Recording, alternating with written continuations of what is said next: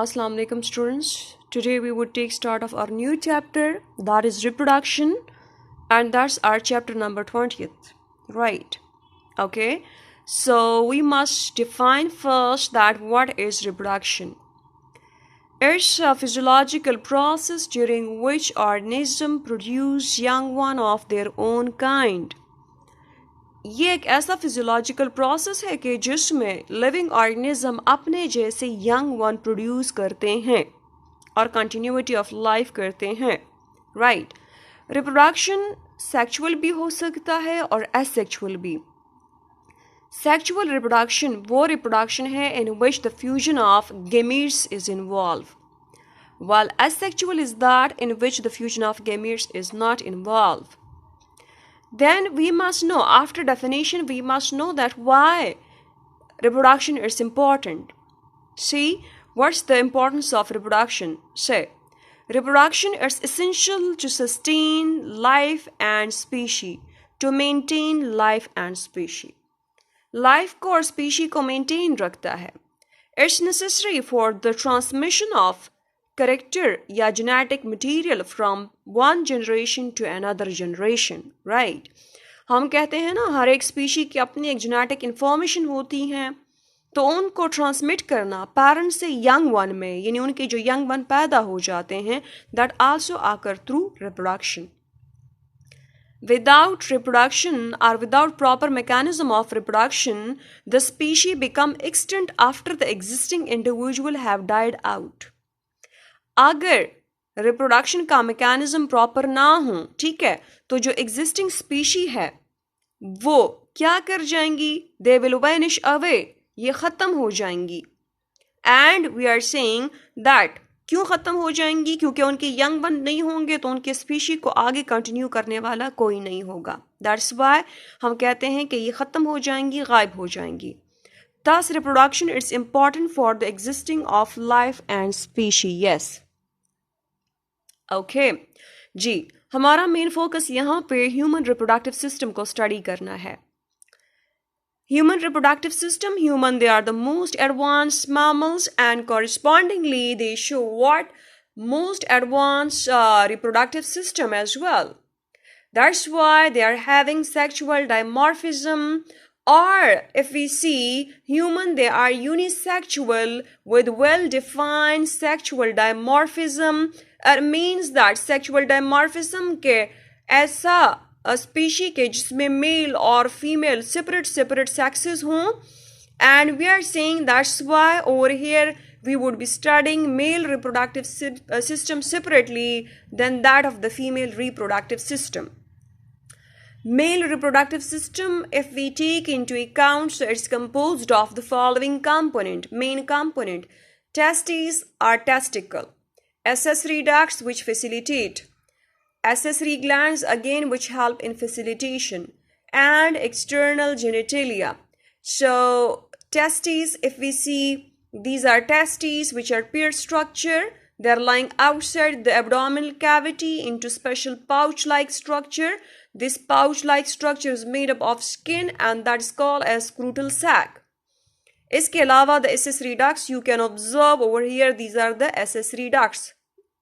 Beside this then they are also having accessory glands जिस तरह यहाँ पे आप observe कर सकते हैं this is prostate gland beside this Cowper's gland भी होती हैं several other glands and then the last one if we consider this is the external genitalia right. So we would be studying all these components one by one in detail. G. But first of all, we take testicle into account. Okay, testicle क्या है? Testes, they are male gonads which are situated outside the abdomen within the pouch which is made up of skin called as scrotum or scrotal sac. G.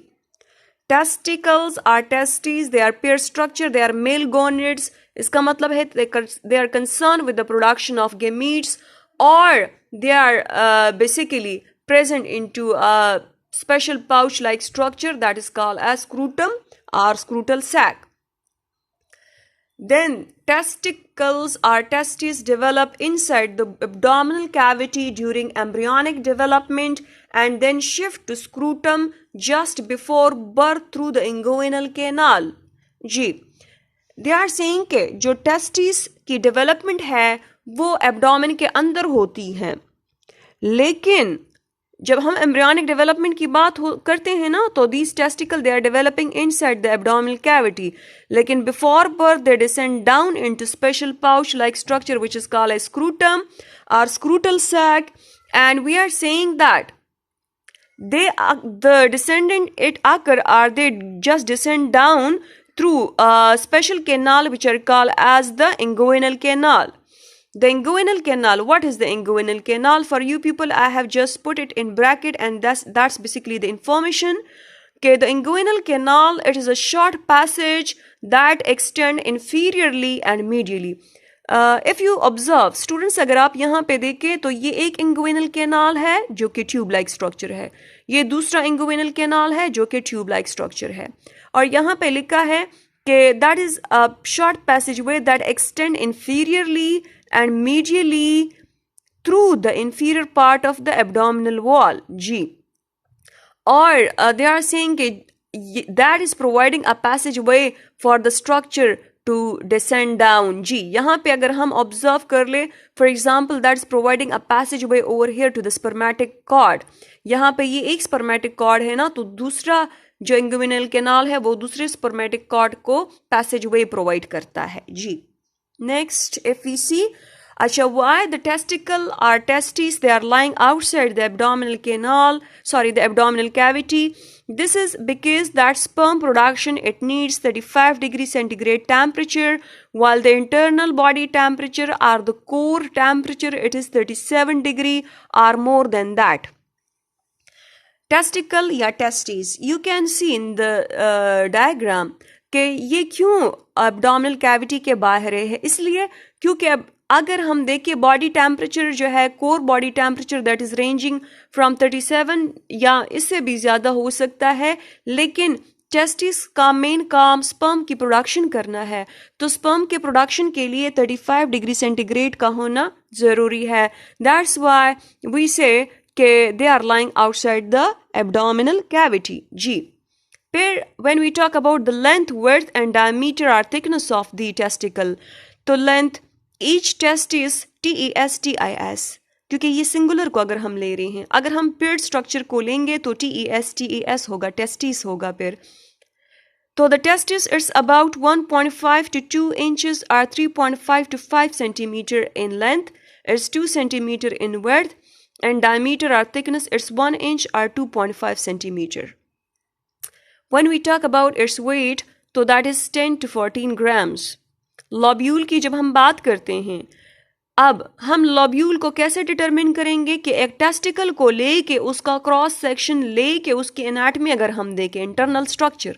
जी, तो they are saying कि testicle के अंदर या एक testis के अंदर कई छोटे छोटे कंपार्टमेंट होते हैं. जिस तरह यहाँ पे एक कंपार्टमेंट है, ये दूसरा कंपार्टमेंट या चैम्बर है, ये तीसरा चैम्बर है, ये चौथा कंपार्टमेंट या चैम्बर है.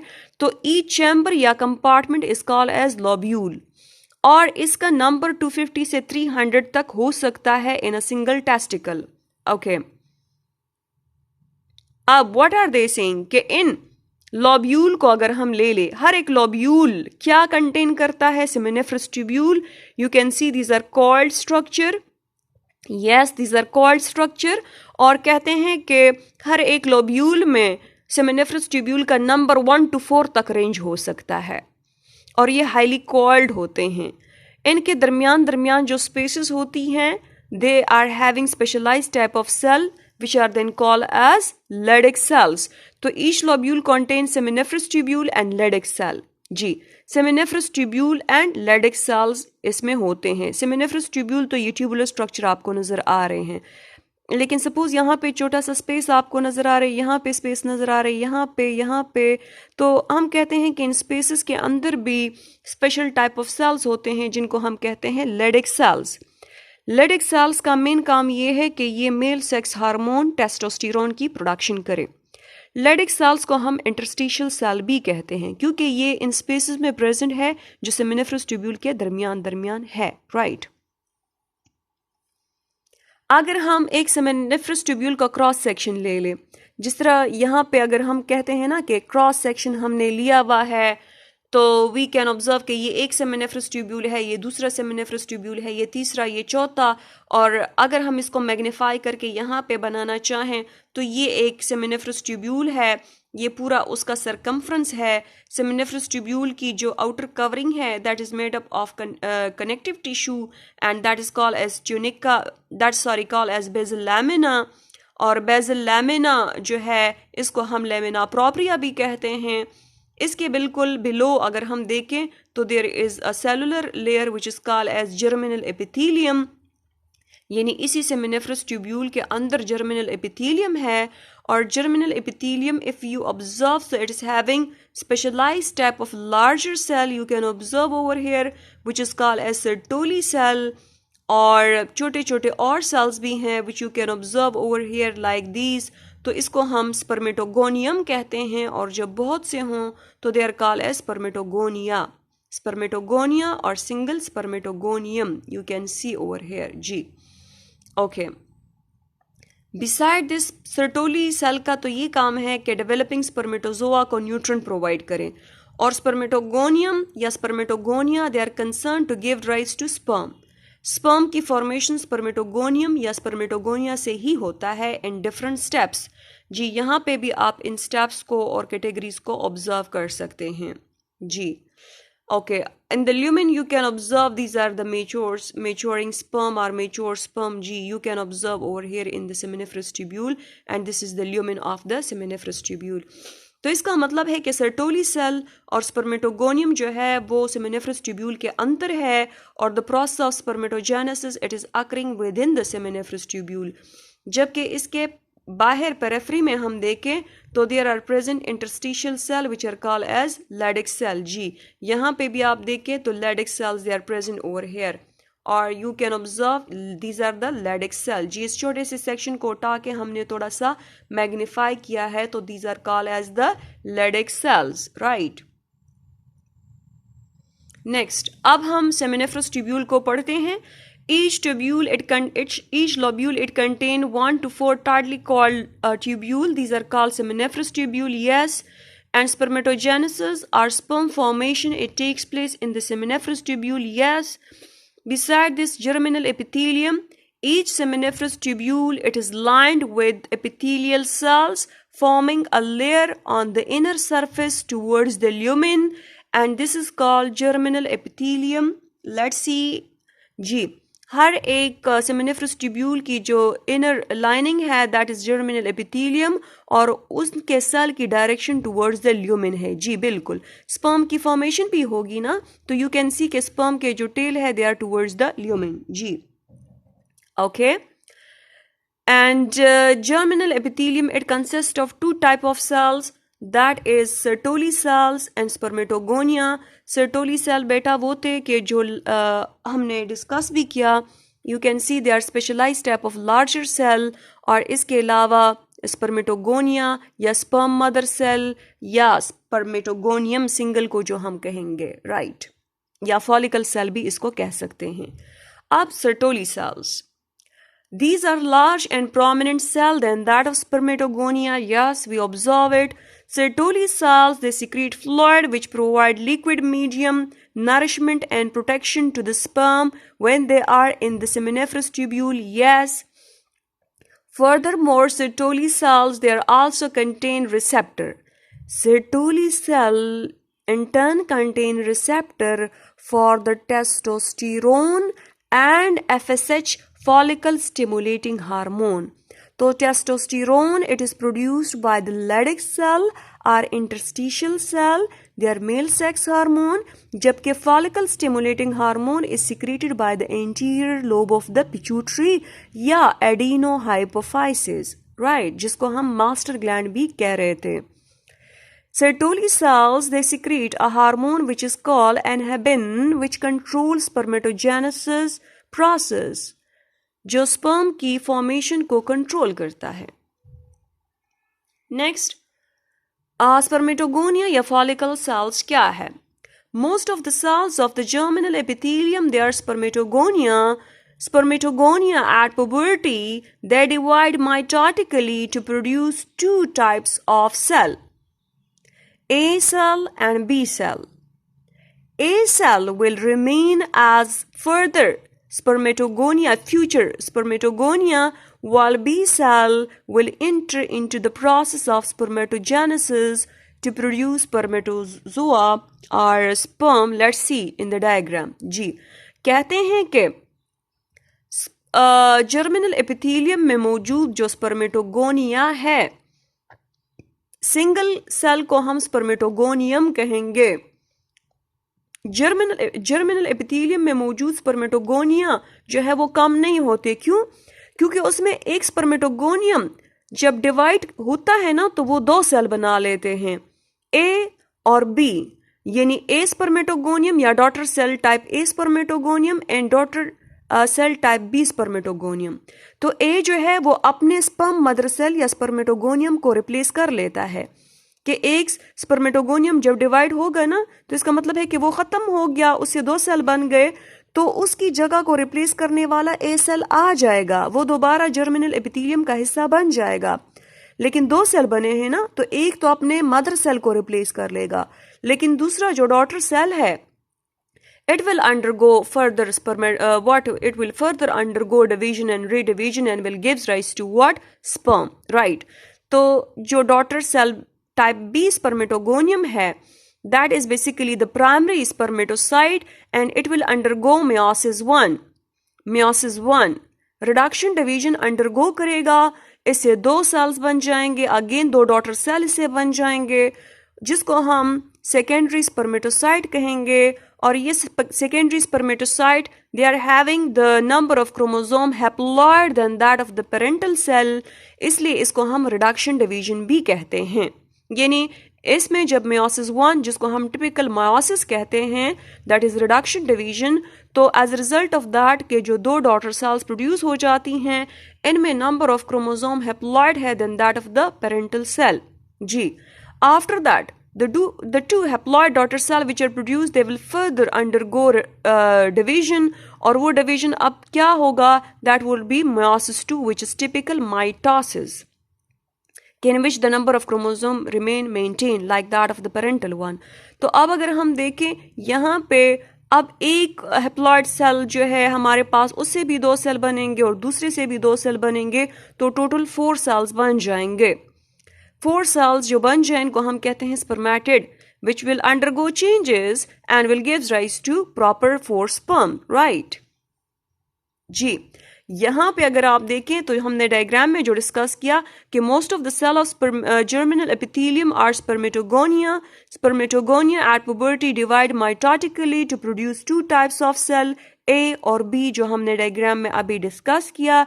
A cell will remain as the future spermatogonia, क्योंकि जो मदर स्पर्मेटोगोनियम था वो डिवाइड हो गया था दो में, तो उसको रिप्लेस करने के लिए A cell वहाँ पे रह जाएगा, while B cell will enter into the process of spermatogenesis to gives rise to spermatozoa, right? Now Leydig cells. Leydig cells, they are present between the seminiferous tubule and lobule, जो हमने observe भी की diagram में, लेकिन we are saying के lobule के अंदर तो प्रेजेंट है लेकिन सेमिनिफरस ट्यूब्यूल के अंदर प्रेजेंट नहीं है। कीप इन माइंड के सेमिनिफरस ट्यूब्यूल के अंदर सर्टोली सेल है और स्पर्मेटोगोनिया है, जबकि ये लेडिक सेल उसके स्पेसेस यानी बाहर की जो स्पेसेस है वहां पे है। You can observe over here, यहाँ पे तो these are basically the spaces, right? Okay, then Leydig cells they contain receptors for LH, luteinizing hormone, in response to which Leydig cells they secrete male sex hormone which is called as testosterone, which controls spermatogenesis and secondary sexual character in male। secondary sexual character में क्या क्या आ जाते हैं? For example the heaviness of voice in male, या the development of beard है, moustaches हैं, facial hair हैं, ठीक है, और चेंजेस आ जाती हैं। Then after that we are saying के व्हाट आर रीड टेस्टिस, तो all the lobule they project into the internal cavity which is collectively called as reed testes. Let's see in the diagram what is the reed testes, right? Okay, if we see over here, ये एक lobule है, ये दूसरा, तीसरा, चौथा, जितने lobule है ना, इनमें सिफिनिफरस ट्यूब्यूल है, ये सारे प्रोजेक्ट करते हैं एक कैविटी में या यहाँ पे एक सेंट्रल पोर्शन में, and that is called as rete testis. You can just see over here कि ये सारे के सारे लॉब्यूल जो है they are getting projected into special chamber, and over here it is called as reed testes. If you see over here again कि all lobules, जी हमने observe किया कि सारे के सारे लॉब्यूल प्रोजेक्ट कर रहे थे एक इंटरनल कैविटी में, और उसको कलेक्टिवली हम रीड टेस्टिस कह रहे थे. दोबारा हम देख लेते हैं डायग्राम में, अगर हमें मिला कहीं पे, लेट्स सी.